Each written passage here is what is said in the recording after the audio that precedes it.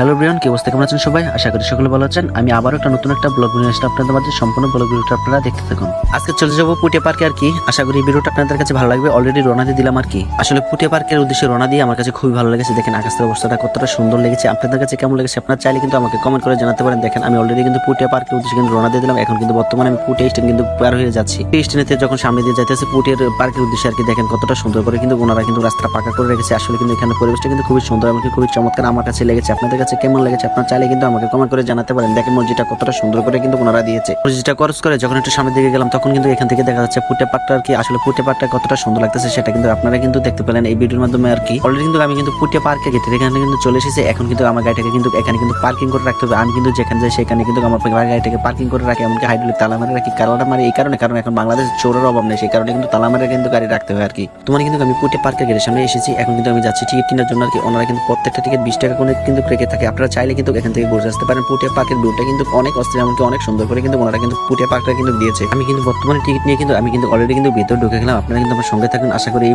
পুটিয়া পার্কের ভিডিওটা কিন্তু আপনাদের কাছে ভালো লাগবে। দেখেন অলরেডি কিন্তু আমি ভিতর ঢুকে কিন্তু দেখাচ্ছি এটা কিন্তু একটা রেস্টুরেন্ট আর কি। এখানে কিন্তু সব ধরনের খাবার পাওয়া যায়। আসলে কিন্তু বসার জায়গাটা কিন্তু খুবই সুন্দর, এমনকি খুব চমৎকার করে কিন্তু ওনারা করে রেখেছে।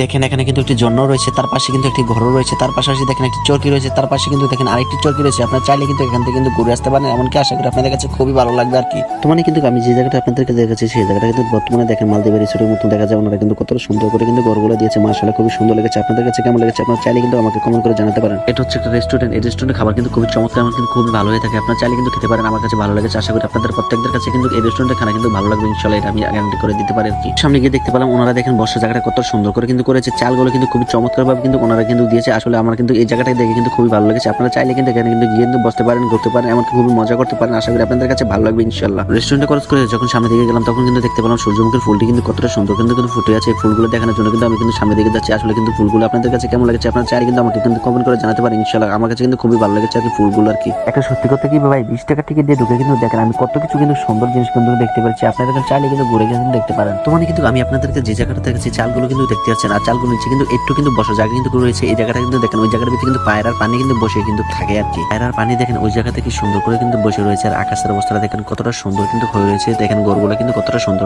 করে রেখেছে আর কি। এই জায়গাটা কিন্তু রিসোর্টের মতো দেখা যাচ্ছে আর কি। আর যে নৌকাগুলো দেখতেছেন এই নৌকাগুলোর ভিতরে কিন্তু 50 টাকা দিয়ে কিন্তু 20 মিনিট ঘুরতে পারবেন। আমি কিন্তু ঘুরেছি, আমার কাছে কিন্তু ভালো লেগেছে। আপনারা চাইলে কিন্তু ঘুরতে পারেন। আপনাদের কাছে কিন্তু আশা করি খুবই ভালো লেগে থাকবে আর কি। আবারও কিন্তু দেখেন এক সাইডে কিন্তু কতটা সুন্দর করে কিন্তু সূর্যমুখী ফুলগুলো কিন্তু ফুটে রয়েছে। আমি কিন্তু খুবই সুন্দর করে কিন্তু আপনাদেরকে দেখাচ্ছি সূর্যমুখী ফুলগুলো দেখে আপনাদের কাছে কেমন লেগেছে আপনারা কিন্তু চাইলে কিন্তু কমেন্ট করে আমাকে জানাতে পারেন। এমনকি আপনাদের কাছে ভালো লেগে থাকে যদি, তাহলে কিন্তু ভিডিওটা শেয়ার করে প্রত্যেকটা বাইকে দেখার সুযোগ করে দিতে পারেন। আসলে পুটিয়া পার্কটা দেন কতটা সুন্দর করে কিন্তু ওনারা কিন্তু করেছে। আর মাত্র কিন্তু 20 টাকা টিকিটে কিন্তু দেখেন